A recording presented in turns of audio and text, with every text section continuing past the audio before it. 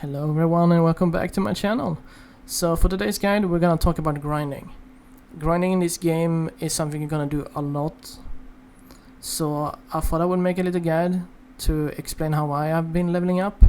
I will show you the places I've been to. I will mark the maps with a red circle where I was grinding.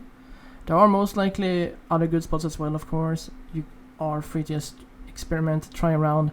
Maybe find a better spot, maybe one fits you a bit better than it did for me. Other than that, we're gonna talk about the items you wanna use. It's gonna help you tremendously if you actually use these. Of course you can grind without them, there's no problem at all, it's just gonna take you a bit longer time.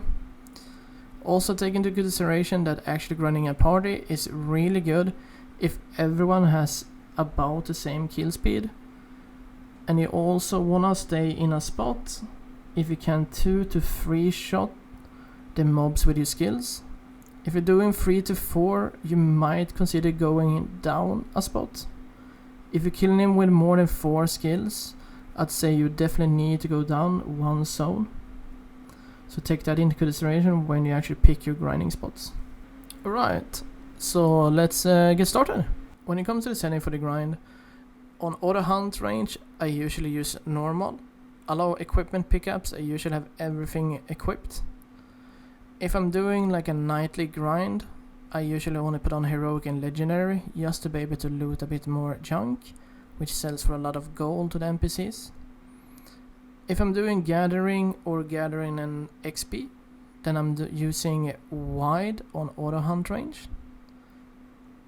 When it comes to priorities, if you're doing gathering, collect materials first. Pick up items as a second one, and if you are PvP flagged, attack other characters on third is pretty good. You can swap this one with enemy attacking me if you're not PvP flagged. You want to get Radiant Goddess Blessing for the 50% increased experience. You want to get Premium Body Feed, so you don't have to manually loot everything yourself, but you let your pet do it for you. You want to get an XP increase elixir for the 100% bonus experience. You want to grab Comfy Night if you are able to leave your game running during the night. This one gives you 10,000 more weight between 10 PM and 7 AM. If you decide to get Brilliant XP increase elixir, you can have a 500% increased experience gain for 2 weeks. Though if you decide to get it, I would recommend you to push only for level, as you can only buy this one once on your account. Versus Grace should always be used for whenever you want to push for the really good XP, as you will have these for 20 minutes and giving you a 20% attack speed and 30% movement speed buff. You can get more of these from the cash shop, where you buy them with insignias. You get insignias by doing, for example, the request board missions. You want to use advanced enrage elixirs if you can either swipe for them in the cash shop, or you collected enough of them from doing the boxes and chests out in the world every day. You want to get the intermediate potions if you cannot afford the advanced ones. These can be bought with in-game gold for 50k for 10 of them. You want to roll for MP drain or add an MP drain stone on top of your gloves.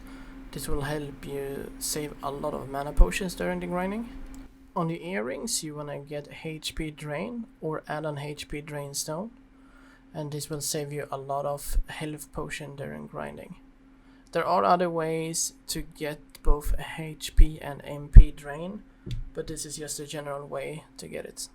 Alright, so the first part of the main quest where most people are getting stuck is when you need to collect Kalakea's Spear Claw.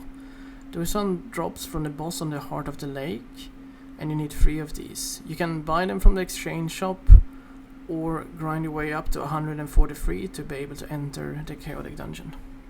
So the second part where most people might get stuck is where you need to collect Cane Toad Transformation Core.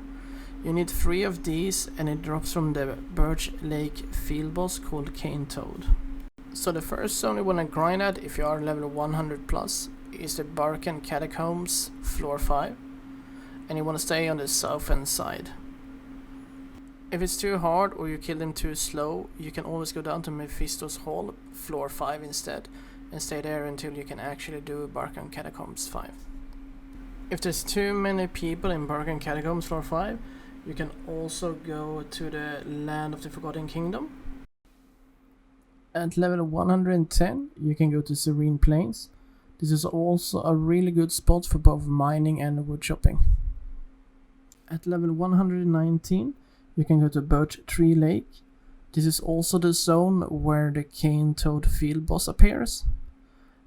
If you have enough gear and level, you can actually just AFK on top of him.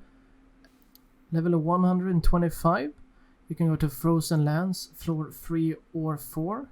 If you have enough gear and level, you can actually AFK on top of the field boss on floor 4. Sadly, you can't see the map because it seems to reset every week or every day. You can also go to one of the other 3 elemental zones, depending if you want to farm some condensed elemental stones. Do check the level requirements though before you actually go inside the place. And 129, you can go to Northern Timberlands. At level 138, you can go to Hunter's Hill. At level 148, you can go to Varrock Mountains entrance. If you do decide to grind here, depending on the side of the map you choose to stay, you will need to get hardening agents to be able to kill the golems pretty fast. You can get these from just any kind of general merchant in the game.